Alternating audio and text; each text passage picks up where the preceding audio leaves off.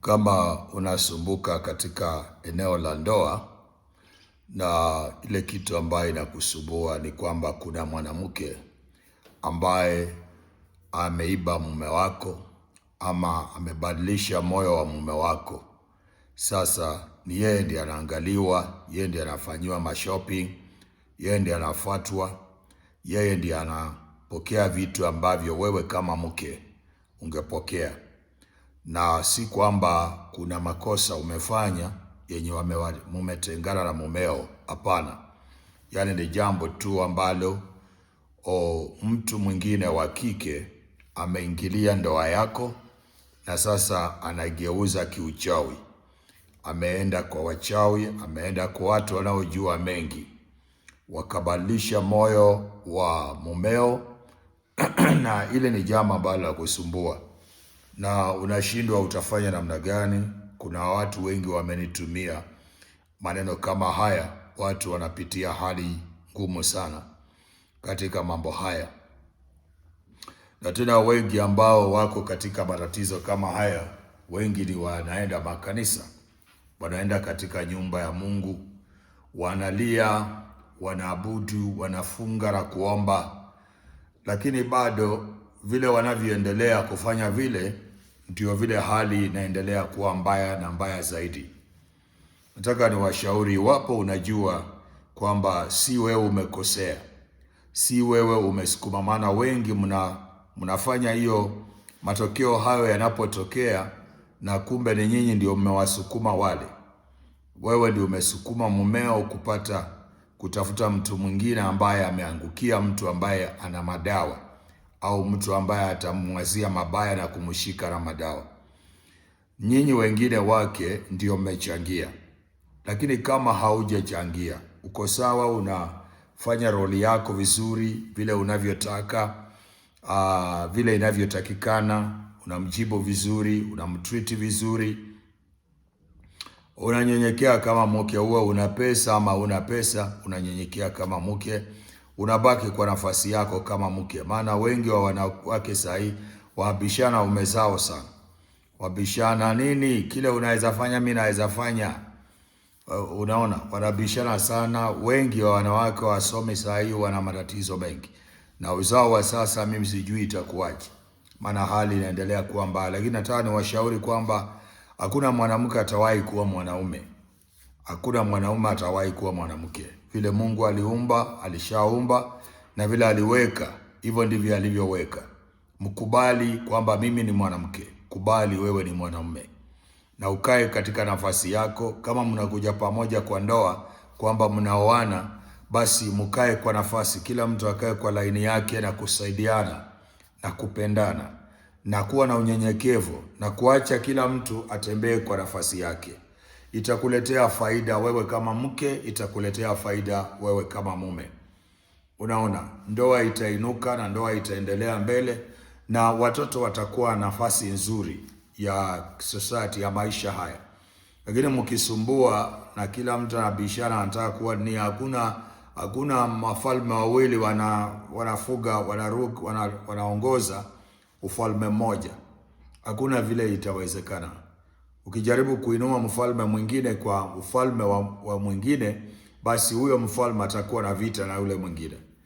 Nyumba inasimamiwa na kichwa, naye mwili unausaidia kichwa.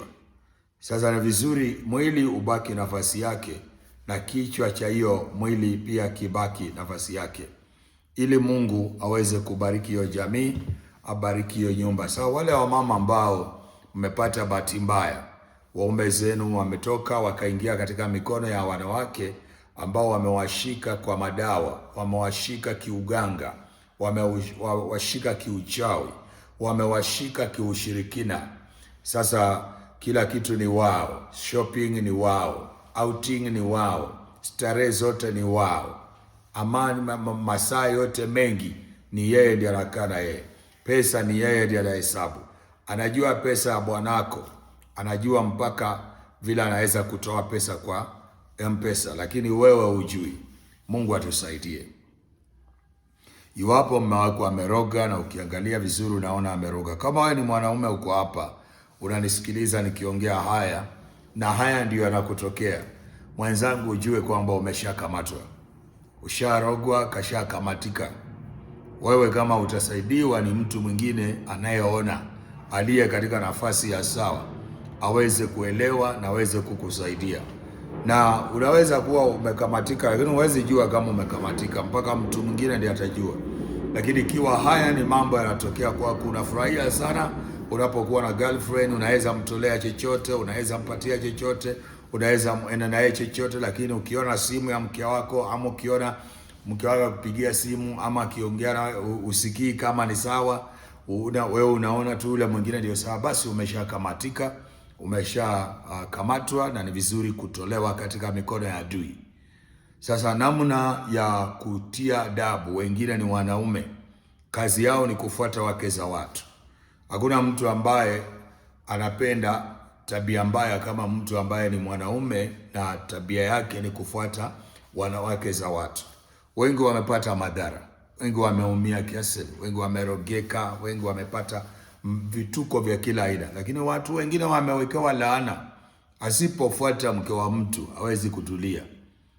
Anaona tu mwanamke ambaye ako free, yule ako free, yule binti ako free, lakini lazima afuate mke wa mtu. Ninyi pia mtakamatwa na video hii. Sasa utafanya nini? Watia adabu. Namna ya kutia mtu wa kiume wa aina ile adabu ni kufanya uume wake usifanye kazi. Namna ya kutia adabu mtu wa mwanamke aina ile mwenye ameiba mmeo, sasa kila kitu ni yeye, basi huyo pia ni wa kukamata na kumtia adabu, kumfanya atokwe damu all the days continually, aendelee kutokwa damu mpaka vile atakapoachana hiyo tabia. Sasa utatumia yai kufanya hayo. Utafanyaje? Tafuta kalamu nyekundu na yai, andika alama ya msalaba kwa yai. Upande mwingine andika majina ya huyo mwanamke au mwanaume. Alafu ukimaliza sema yale maneno unataka yatokee, na yale maneno unataka yatokee nimesha kuambia. Angusha uwezo wa uume wa ule mwanamume, itaenda paralyze uwezo wa ule mwanamke apate pain ya damu.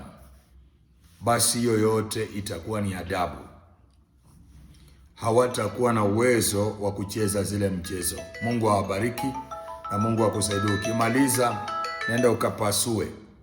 nenda ukapasue yai kule nje, alafu ukimaliza upasua, basi utulie uone kazi ya Mungu vile inaendelea. Asante.